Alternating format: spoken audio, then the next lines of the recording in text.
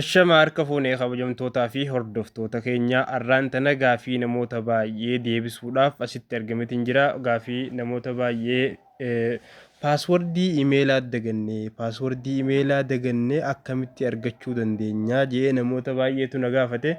Imeela jechuun gaa yuutuuba qabii tiktook ofeetes feesbuukaa kanneen akkana kana imeela jechuun waan murteessaadha. Silkuma ta'etu fakkeenyaaf hoggaa risit taate akka tasaa ristooriyoo hogootu taate imeelaa fi paaswordii yoo beekte malee deebitee argachuu dandeessu jechuudha. Mana silkiitiif kana geessitee akkasitti karaa biraatiin maallaqa sirraa fudhatanii si bananii. Kanaafuu ati paaswordii fi imeela yoo kasirri beektu taate immoo hoggaas duraa ristoor taates deeffachuu ni dandeessa. Sooshaal miidiyaa keessa isaan bantees akkasuma baakaap goote rikavar goote deeffachuu ni dandeessaa jechuudha. Imeelaa fi paaswordii isaa qabeetu yoo taate. Kanaaf irraa akkaataa imeela paaswordii isaa yoo dagannee akkamitti argachuu dandeenya?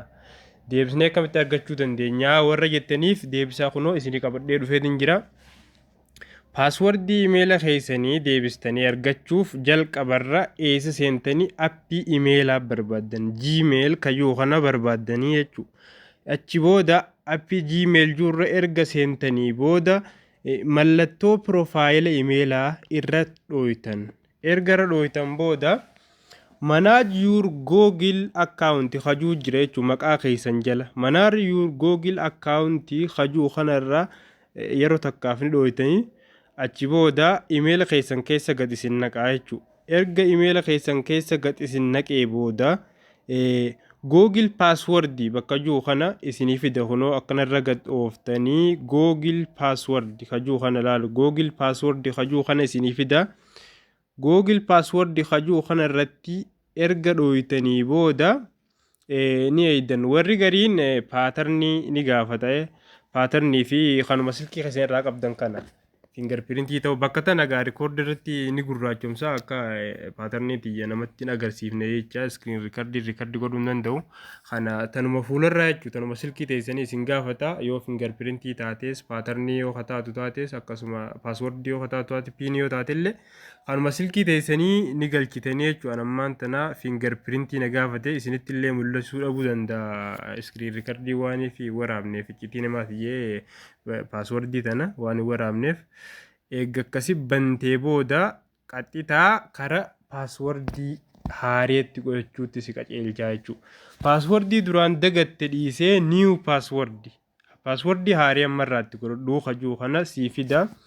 Asirraati paaswordii itti godhachuu qabdu yoo xiqqaate 8 gad ta'uu qabu 8 ol ta'uu qaba. Akkasuma ammaas qubee guddaa qubee xiqqaa fi lakkoofsa kanaan wal keessa istiroongi akkasii ta'uuf jechuudha. Akka namoonni si jalaa hatuu hin dandeenye istiroongi paaswordii itti godhachuu qabda. Akkasumatti paaswordii hin irraanfanne tokko itti godhachuu qabda. Fakkeenyaaf maqaa imeelaa irra jiruu fi midhaan kana fa'aa itti godhachuu hin qabdu namni si jalaa fuudhuu danda'a waan ta'eef istiroongii ta'e itti godhachuu qabda. Qubee fi qubee guddaa fi kana wal keessa goote itti godhachuu qabda jechuudha. Meemmaan itti godhee haa isin garsiisu.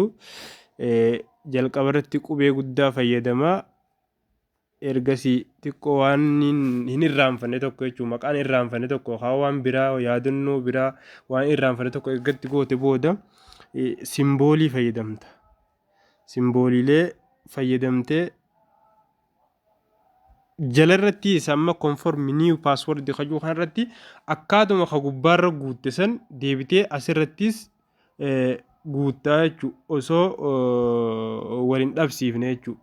Kanaaf paaswordii asirratti gaa hoggatti godhattan paaswordii hin daganne ta'uu qaba. Waan fakkeenyaaf yaadannoo takka ta'e isin jalaa baduu hin dandeenye gartee san ta'uu qaba. Maaliif jennaan imeelli gaa paaswordiidhaan hoogganamaa waan takka banuudhaaf sooshaal miidiyaa tokko banachuudhaaf waan feete gasseentu loogiin godhuudhaaf weebsaayitii adda addaa loogiin godhuudhaaf paaswordii isaa si gaafata. Kanaaf paaswordii isaa dhabuu hin ta'u jechuudha. Kanaaf erga akkasitti godhatte booda paaswordiin isaa jabaa ta'uu qaba. Kunoo yoo xiqqaate 8 ol ta'uu qaba malee 8 gad ta'uu hin qabu. Gubbaa fi jalas gosuma wal fakkaataa itti godhuu qabda jechuudha. Kunoo bakka akka ijaa tana tuuttee banattee ilaaluu dandeessaa jechuudha. Paaswordii ta'e takkatti godhattee akka jalaa gubbaa wal fakkaatu bakka akka ijaa tana ni jira mallattoo akkanatti sararree jiru bakka akka ijaa tana akka tuttuutee akka wal fakkaattu ilaallachuu dandeessa. Erga laaltee sirrii ta'uu isaa hubattee booda change password kajuu kana jala kanarratti isinii fida. Change password kajuu kana akka tuuti. Anamma maaliif akka diimaa kana natti diime isinii beektan ilaa password don't match waliin fakkaatu je passwordin gubbaatiif kajala akkam waliin fakkaanne naan kunoo gubbaarra akkana jaa boonsaa riqicha idoo 12 kunoo laal waliin fakkaatu maaliif akkana diimeessa kajalaatii fi gubbaa dirqama wal fakkaachuu qabaa jechuudha. Kanaafuu amma riqicha idoo 12 godhee kana wal fakkeessaa as boodamee ni ilaaltan akka diimeessuu ilaalta. Kunoo amma dirqama natti hin diimessine kan na dabarsee jechuudha. Kanaafuu passwordis change successful jedha. Amma kanaafuu haala gaariin jijjiirannee jirra jechuudha passwordii keenya. Kanaafuu passwordii imeelaa kan dagattan gosa kanaan deebistanii argachuu ni dandeessanii isiniin jaa. Gaafii biraa yoo qabaattan taatan komentii jala naa kaayaa viidiyoo biraa kan irratti isinii dalaguuf akkasuma viidiyoo tanallee laayik godhaa chaanala keenya kanallee sabskiraayib godhaa barnoonni kana babbareedaan kun akka isin ga'uu barbaaddan mallattoo notifikashinaa san banaa isiniin jennaati galatoomaa nagaa tura.